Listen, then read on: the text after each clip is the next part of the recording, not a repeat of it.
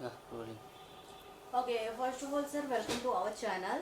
Big Boss 18 में आपको काफ़ी ज़्यादा पसंद किया गया, जिस तरीके से आपने स्टैंड लिया जेल में जाने से।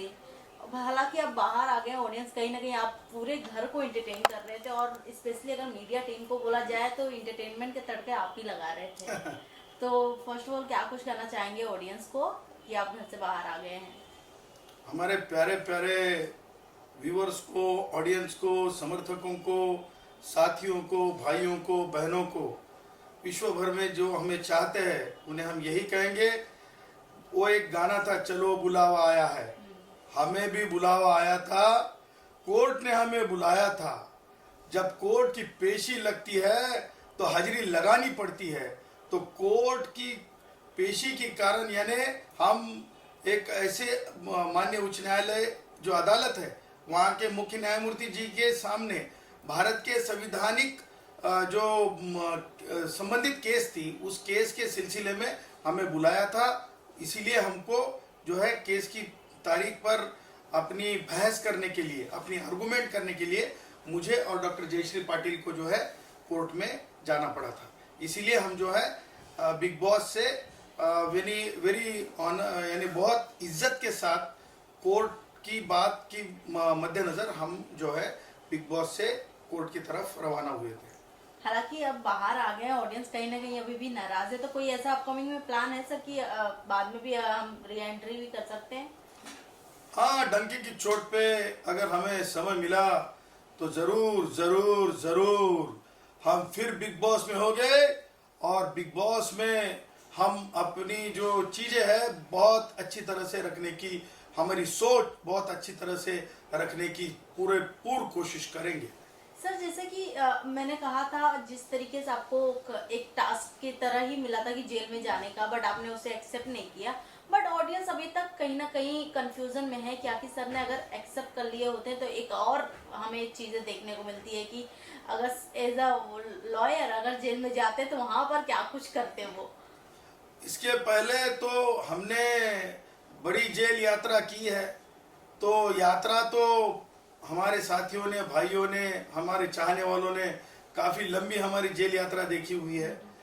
तो मेरे ख्याल से झूठी मूठी जो वहाँ पे जो शो था, उससे अच्छा जो हमने जो वहाँ पर अपनी अपनी बात रखी, जिस तरह से बात रखी, मुझे लगता है वो लोगों ने ज़्यादा पसंद की। वो कुछ ज्यादा ही लोगों ने पसंद किया कि आपने स्टैंड लिया, आपको हर एक सिनारियो को लोगों ने टोटल 24 आवर्स देखा गया लाइव आपको। और मेरा सवाल ये है, इतने सारे कंटेस्टेंट थे बिग बॉस हाउस में, मैं जानना चाहूंगी आपके फेवरेट कौन थे उनमें से? हमारे फेवरेट? हाँ, या जिनसे आपकी बॉन्डिंग बहुत ही अच्छी थी। हम बॉन्डिंग पे विश्वास नहीं, हम अपने आप पे विश्वास रखते हैं, और हम जो बोलते हैं डंके की चोट पे बोलते हैं।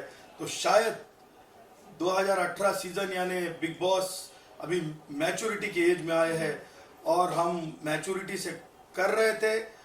बाकी लोग वो उबले चने फ्यूचर हीरो फिल्मी दुनिया से थे, वो कलाकार लोग सीरियल से थे, हम बड़ी इज्जत करते हैं क्योंकि वो फ्यूचर हीरो है, इसीलिए तो हम बोलते हैं उबले चने उनको।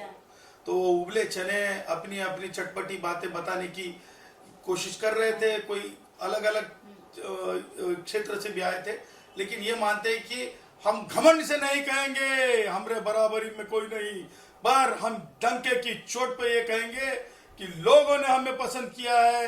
हम बाहर आने के बाद पता चला हमको कि लोगों के दिल पे हम छाए हैं। इसका मतलब हम ये समझते हैं कि जो लोग चाहते हैं, जो भाई चाहते हैं, चाहने वाले चाहते हैं, उससे बड़ा कुछ नहीं होता है। तो लोगों ने जिसे बड़ा समझा, लोगों ने जिसे एक नंबर दिया, लोगों ने कहा हम एक नंबर पे है, तो हम ये समझते हैं कि वहाँ पे हमारे साथ साथ बराबरी के साथ कोई नहीं था। क्या बात है सर, मैं जानना चाहूंगी इतने सारे कंटेस्टेंट में से आपके टॉप 5 कौन है जिसे आप देखते हैं? हालांकि आपने उनके साथ रहा है, पर्सनली आपने जाना है, आपको उनके बिहेवियर से लगता है कि कौन फ्यूचर में टॉप 5 रहेगा या फिर कौन ट्रॉफी उठा सकता है बिग बॉस 18 का? वो सारे 17 एक बराबर है, और गुणरत्न सदावर्ते सबसे ऊपर है। ये हम नहीं कहते हैं, ये जनता कहती है, ये पब्लिक कहती है, ये पब्लिक बोलती है। कहीं ना कहीं अगर आप घर में बने रहते तो हालांकि टॉप 3 टॉप 2 टॉप 1 में भी आप रहते, बट इन केसेस आप बाहर हो गए हैं, तो मेरा ये है कि आपके अकॉर्डिंग कौन आपके हिसाब से लगता है कि इस बार बिग बॉस में अच्छा गेम प्ले है उसका इस समय? हम कराची वाले से डरते नहीं, दाऊद इब्राहिम को बख्शते नहीं, तो हमसे अच्छा कौन। हम अगर फिर वहां होंगे तो हम बिग बॉस हमारी तरफ ही रखेंगे। क्या बात है। ऐसा कोई गिला शिकवा जो कि बिग बॉस से रह गया अभी तक खेलना हो, अगर आप पहले हफ्ते में खेलती होते तो कुछ था पहले से प्लानिंग सर आपका? नहीं, हम स्क्रिप्ट के ऊपर विश्वास नहीं करते, इसीलिए तो मैंने सलमान से एंट्री के समय कहा था कि सलमान, रियलिटी शो में रीटेक नहीं होता है। हमारे कहने का मतलब ही वो था। Thank you sir. लास्टली क्या कुछ कहना चाहेंगे ऑडियंस को आप?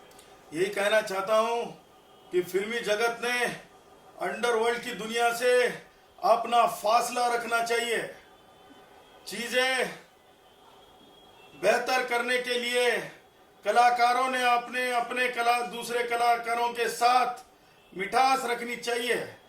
खटास, छोटी सी खटास के लिए गलत चीजों के साथ बहते न जाना चाहिए। इसके परिणाम हमें लगता है कि इसके पहले भी कला जगत ने भुगते हैं अंडरवर्ल्ड से, तो अंडरवर्ल्ड से दूरी रखना ही कलाकारों ने बेहतर है। मैं ये समझता हूँ, परेशानी शाहरुख की हो, परेशानी सलमान की हो, परेशानी गोविंदा की हो, परेशानी तो परेशानी होती है, तो इस परेशानी का निपटारा गलत चीजों के साथ जाना नहीं, ये परेशानी का निपटारा आपस में बैर रखना नहीं है। क्या बात है। Thank you so much sir. Thank you.